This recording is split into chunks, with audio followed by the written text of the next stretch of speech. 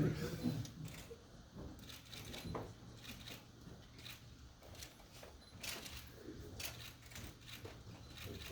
here, guys.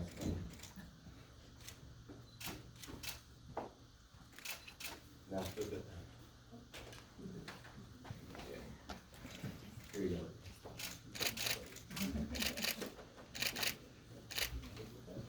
Good?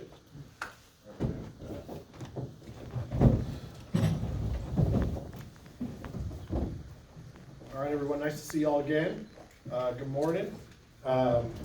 Obviously, thanks for being here to welcome our two newest Kings, Colby Jones and Jalen Slawson. As I said a couple nights ago, we've agreed in principle to acquire the draft rights to Colby. Trade not yet final, we hope so in the next few days here, but very excited to have him here along with his mom Leslie and his girlfriend Anna. Obviously, our focus for the draft this year was to continue to build on last season's success and find guys that can come in and contribute to the culture that Mike and myself and everybody's building here and continue our winning ways and advance in the playoffs. So Colby, obviously versatile, unselfish, high IQ winner, two-way player. Excited to bring him and his work ethic here to the Kings. Jalen, unique combination of size, defense, big-time winner at Furman, including a really big win in the NCAA tournament this year. And we're confident these guys are going to fit in with what we're building here, both on and off the court. And with that, I'll turn it over to Colby. Thank you. Yeah, I just appreciate everyone coming here today. I'm excited to be in Sacramento. Just came off a great year. I'm excited to meet all my teammates and play for Coach Brown. And yeah, I just want to turn it over to Jalen. Appreciate it, Colby. Yeah, we're excited to be here. Obviously, got in last night, got to meet a bunch of new people, a bunch of new faces, teammates, people we're going to be around, spend a lot of time with. So, meeting new people is always fun, and there's a lot that Colby and I have to be excited about here. Obviously, joining a great organization, great culture, great chemistry. So, yeah, we're happy to answer any questions. Colby, I guess first one for you. What does it mean? Did you kind of feel that you knew what to expect on draft day, and how would you say you thought of Sacramento before hearing your name called by them in a way? I mean, obviously trading up in principle to get you, and what that might mean to you. Yeah, I mean, I had a great workout here. I enjoyed meeting all the staff and some of the players while I was working out here. So I knew this was a great spot that I could potentially go to. I know I was in good standing with the front office and things like that. But yeah, I really didn't know what to expect come draft night. I knew I had a couple of places, but it all worked out great. And to see that you go in the second round, was that discouraging in any way? I think a lot of people had you going in the first round, but I don't know if you've even paid attention to that. What was kind of your mental approach seeing you go in the second round? Yeah, I wasn't discouraging at all. I mean, I'm just grateful that the Kings gave me this opportunity, and I'll be forever grateful for that. Colby, just want to get your thoughts on that too, because the Kings did maneuver some things, to move up to get you. How did you feel about that situation right there, that they would come after you like that? I mean, it feels great. Yeah, I know, like you said, some moves happened. It feels like they showed that they wanted me. So, I mean, that makes me feel a whole lot better. But, yeah, it was definitely just a great scenario. Question for both you guys. Jalen, I guess I'll start with you. What have you learned kind of about this team and their system, and what do you feel like you can do best to contribute the soonest? Yeah, I mean, obviously, looking for depth at the four spot. I feel like, we play really fast. Coach Brown likes to play really fast. I feel like that's something that I can bring. Be a good decision maker. Obviously, pace, able to run the floor pretty well, being a good athlete, and then being a versatile defender too. So, those are all the things that this organization values and things that I do pretty well. How'd you go? Yeah, kind of just going off what Jalen said. I feel like just my overall game, my versatility on both ends of the floor. I feel like I'm just going to try to come in and find any way to contribute to the team's success. Jalen, back here. You coming from a smaller school like Furman and going later in the draft, what were your expectations going in? Were you expecting to hear your name? Were you thinking you might have to catch on as an undrafted free agent? And then your emotions once you saw your name pop up on TV and you knew that you were getting drafted? Yeah, I knew we thought that I was good enough to be drafted, but I didn't expect anything. So, you know, obviously going into it and hearing it, like, it was kind of surreal for me to hear it. If you see the video, like, I didn't move for a couple seconds, and my sister, like, grabbed me and was, like, choking me for a little while. Like, I didn't even notice it until afterwards. So it was kind of surreal. It's still a little bit surreal, to be honest with you. Like, holding that jersey up for the first time, that's when it was just kind of like, wow, like, we're really here. We really did it. But, you know, other than that, you know, like I said, I didn't really have any expectations, but, you know, definitely it's a lifelong goal. So, we'll be excited whether I sign the UDFA or whether I was here. Yeah, I'm sure you guys are, I don't know how much Sacramento basketball you got to see last year, but an extremely free-flowing offense, and both of you guys are guys that move the ball well and finish plays. I'm just curious from the both of you, your perspective on how much you look forward to playing in such a free-flowing offense that gives a lot of people different opportunities. Yeah, I'm very excited to play. I feel like just from past college experiences, being able to free flow offense, I feel like I do well in those situations when the players are allowed to just read and react to just different scenarios on defense. So I feel like I'm very excited. I feel like my game will fit in well here. I was gonna just piggyback off what he said. You know, watched a little bit of Xavier since we got drafted together. They run a lot of the same stuff we do. We run a lot of the same stuff you guys do. So you know, we'll fit in pretty well with what you guys are doing.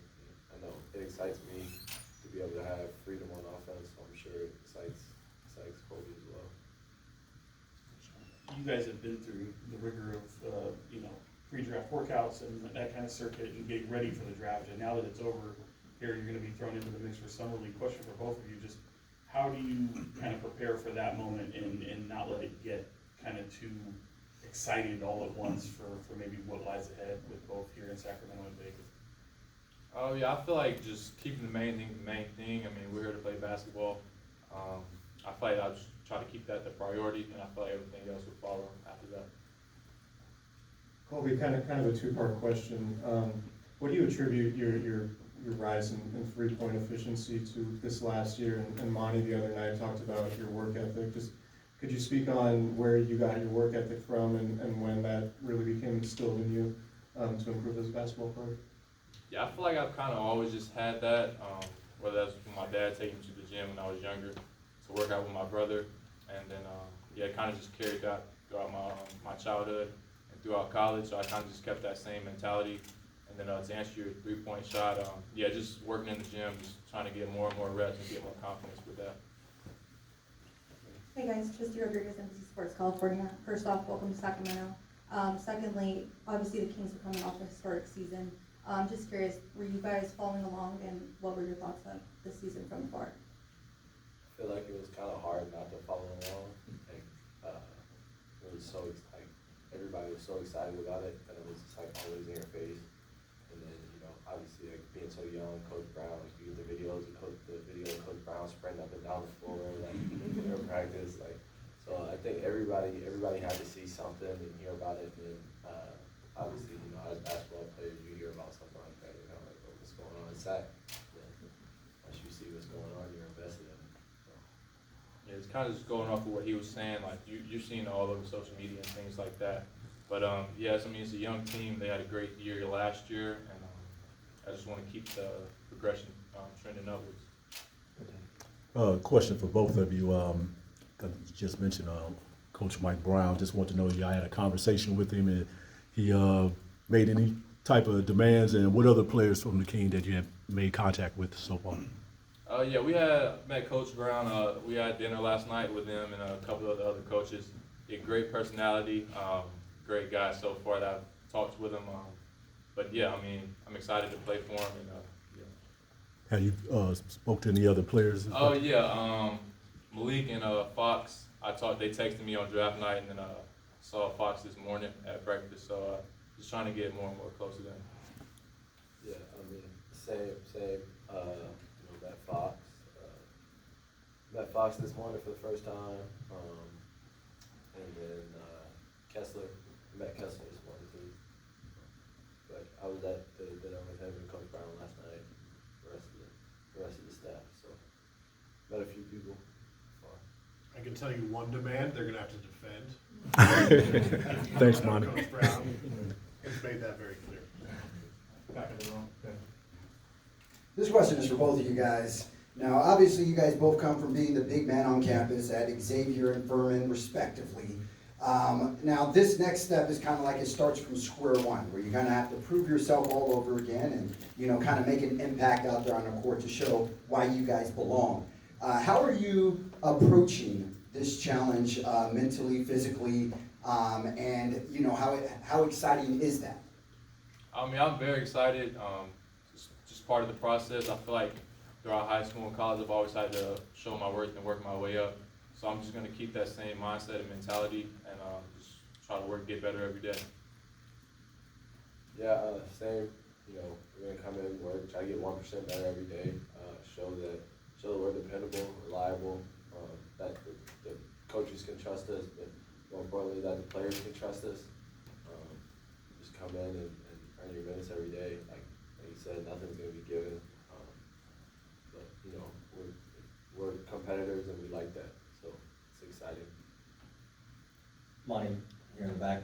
Both of these guys are older, a junior and a fifth-year senior coming out of school. What benefits does that provide coming in when they've got more life experience, more college experience, and just coming in as a 19, 18-year-old? Yeah, I mean, both these guys, I think also we've seen the improvement, and we like that trend for both these guys.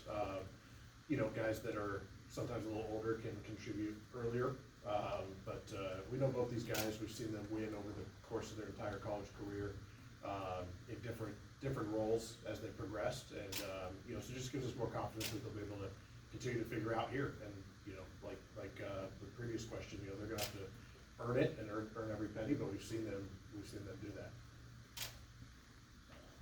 Any more questions?